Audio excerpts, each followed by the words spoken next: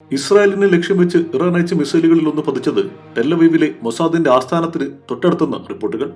പ്രദേശത്ത് വൻ ഗർത്തം രൂപപ്പെട്ടതായി അന്താരാഷ്ട്ര മാധ്യമങ്ങൾ റിപ്പോർട്ട് ചെയ്തു.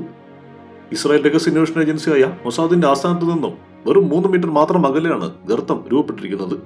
ഇതിന്റെ വീഡിയോ ദൃശ്യങ്ങളടക്കം പ്രചരിക്കുന്നുണ്ട്. പാർക്കിംഗ് സ്ഥലമാണെന്ന് തോന്നിക്കുന്ന പ്രദേശത്താണ് ഗർത്തം രൂപപ്പെട്ടിരിക്കുന്നത്.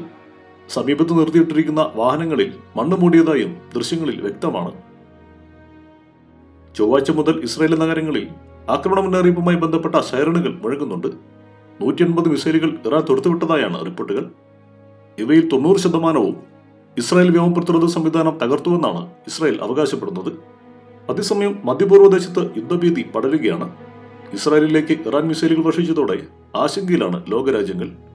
ബാലിസ്റ്റിക് മിസൈലുകളും ക്രൂയിസ് മിസൈലുകളും ഉൾപ്പെടെയാണ് ഇസ്രായേലിന്റെ മണ്ണിലേക്ക് ഇറാൻ തൊടുത്തുവിട്ടത്.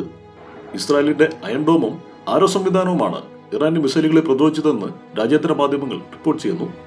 ഇസ്രായേലിന്റെ അത്യാധുനിക വ്യോമ പ്രതിരോധ സംവിധാനങ്ങളിൽ ഏറ്റവും അറിയപ്പെടുന്നത് അയൺ ഡോമാണ്.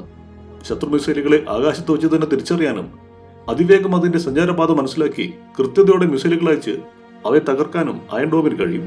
2011 മാർച്ചിലാണ് ആദ്യത്തെ അയൺ ഡോം സംവിധാനം ഇസ്രായേൽ സ്ഥാപിച്ചത്. ലോകത്തെ ഏറ്റവും ആധുനിക വ്യോമ പ്രതിരോധ സംവിധാനമായാണ് അയൺ ഡോമിനെ കണക്കാക്കുന്നത്.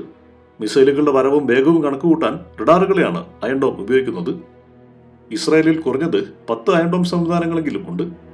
അത്യാധുനിക സുരക്ഷയൊരുക്കുന്ന ഇസ്രായേൽ പ്രതിരോധ സംവിധാനത്തിന്റെ ഏറ്റവും താഴെയുള്ള പാളിയാണ് അയൺ ഡോം. ഹ്രസ്വവും ഇടത്തരവുമായി മിസൈൽ ഭീഷണിയിൽ നിന്ന് രക്ഷിക്കുന്ന അടുത്ത സംവിധാനം ഡേവിഡ് സ്ലിംഗ് ആണ്. ഇസ്രായേലും അമേരിക്കയും സംയുക്തമായി ഒരുക്കിയ പ്രതിരോധ സംവിധാനമാണിത്.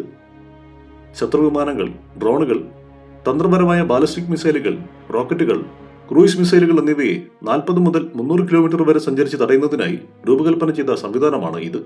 ഡേവിഡ് സ്ലിംഗിന് മുകളിലായി ആരോ 2, ആരോ 3 എന്നീ സംവിധാനങ്ങളും ഉണ്ട്. ബാലിസ്റ്റിക് മിസൈലുകളെ ആക്രമിക്കാനായി ഈ സംവിധാനം പ്രയോജനപ്പെടുത്തും.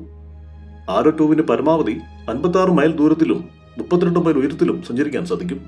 ശത്രുവിന്റെ ബാലിസ്റ്റിക് മിസൈലുകൾ ഇസ്രായേലിന്റെ അന്തരീക്ഷത്തിലേക്ക് കടക്കുന്നതിന് മുൻപ് തന്നെ അവയെ തടയാൻ ആരോ 3 ഹിറ്റ് ടു കിൽ സാങ്കേതിക വിദ്യയും ഉപയോഗിക്കുന്നു. News desk, one nation media.